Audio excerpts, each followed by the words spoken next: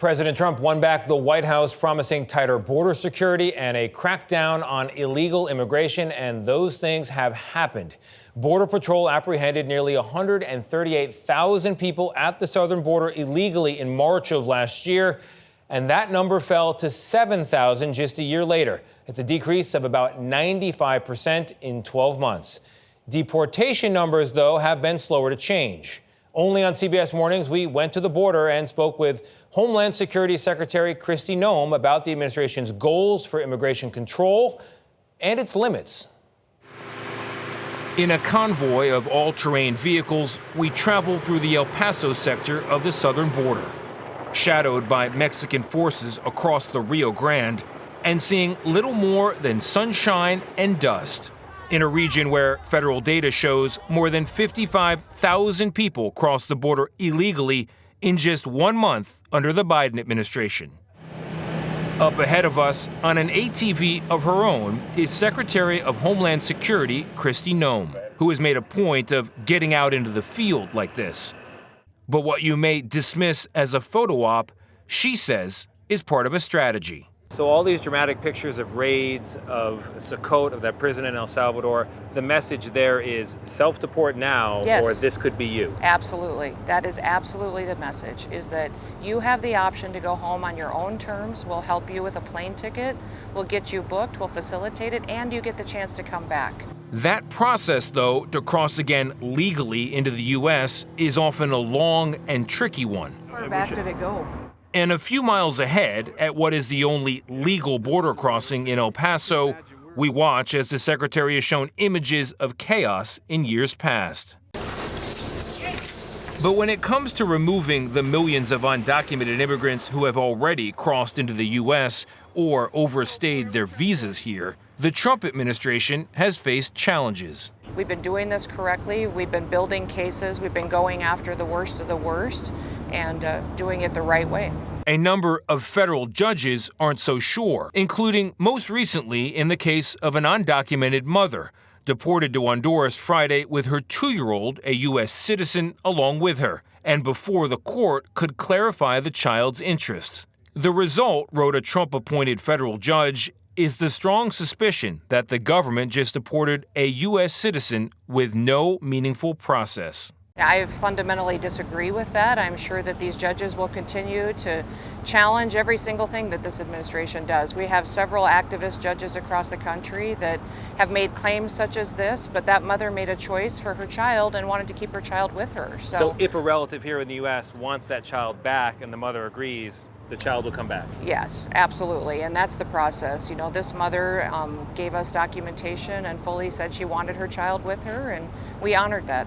Is harshness part of the message when it comes to the removal of mothers who have American children? No, I think that with families, we recognize that families can stay together. And so these mothers get the option to take their children with them, which I think is absolutely where President Trump's heart is. Should those non-American mothers have that option, or should the American children have a right to stay here? I think the mothers should have the option to have their children with them. And then if those mothers do leave and choose to register and self-deport, them and their children can come back, or if they want to have their child cared for by somebody else in the United States, that's an option that they can pursue too. On a training range at Fort Bliss, meanwhile, we watch as the Border Patrol's Special Ops Group, BORTAC, demonstrates its work for the secretary. Nobody wants would-be terrorists or gang members in the country, or violent criminals of any kind. Right. And nobody forgets or discounts the pain of families who've lost loved ones to those people. How do they know that those people on the flights in the chains are actually terrorists and gang members? We have spent hours and hours building cases against them. We have the victims that speak up, that they have perpetuated crimes against. But without a trial in any traditional sense, without that due process, how can voters be sure that the people going away are in fact as bad as you say?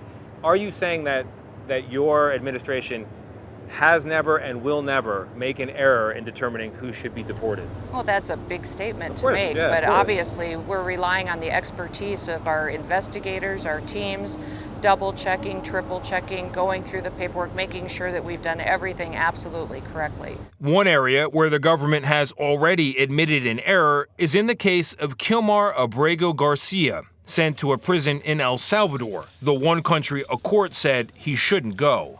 His family denies the government's allegation that he's a gang member, and the Supreme Court has said that the administration needs to facilitate his release in El Salvador and handle the case properly here. What have you done, Madam Secretary, to help facilitate his return to the U.S.? You know, this is the president's decision and the White House's decision. So we follow his direction and his legal scholars and attorneys. And, you know, he is not under our control. He is an El Salvador citizen. He is home there in his country. If he were to be brought back to the United States of America, we would immediately deport him again. You would fight that underlying do not deport ruling, which is at the heart of all this.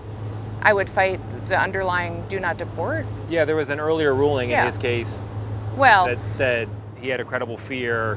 Yes. And I understand that you think that no longer holds, but Correct. this gets into where people are like, correct. well, wait a minute, are they following the courts or are they not? Are they defying the courts or are they Yes. listening to the courts? No, President Trump and his administration has adhered to the court and respects the court and its decisions.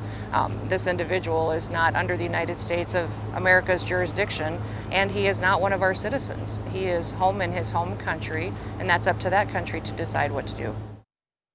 So you can hear what's tough to discern, because on the one hand, she says it's President Trump's decision what to do with Garcia, but on the other hand, she's saying that they're listening to the courts.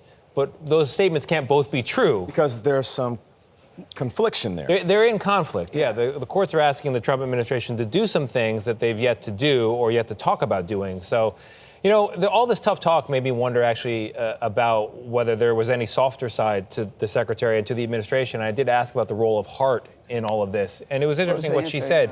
She said there's heart in all of our immigration conversation. It's about families and it's about people. And I followed up by wondering, are we still a welcoming country for legal immigration? And her message was, yes, absolutely. The idea that the administration has is they have to get through this tough period now, clean up what they see as a big mess from years gone by, and then the door will open again. You know, your mom used to always tell you actions speak louder than words, and their actions are scaring and off-putting to a lot of people. In the meantime, Mr. Garcia is still there, and there's still no evidence that he is a gang member. That they have shown to us. Not that we've seen publicly. Not that we've seen publicly. I thank the secretary for bringing us down there. It was an interesting conversation. And she was very candid with you. I will Yes. say that. She answered everything you asked her.